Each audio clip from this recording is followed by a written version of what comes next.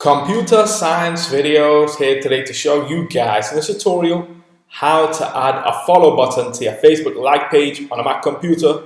Without further ado, let us start the video. So in this tutorial, you need to have access to a Mac computer and a Facebook account as well as a Facebook like page.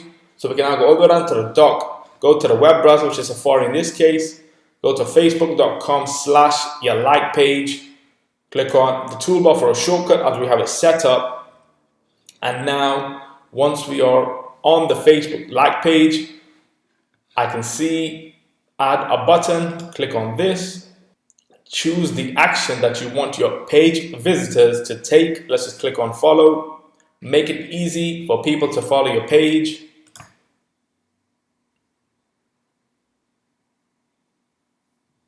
Now let's view the page as a visitor. And now we see on top we have the follow button. So whoever comes to the page can now follow the page. Every time we post, they will be notified with a status update. So we can exit, view as, and so we can now quit Safari.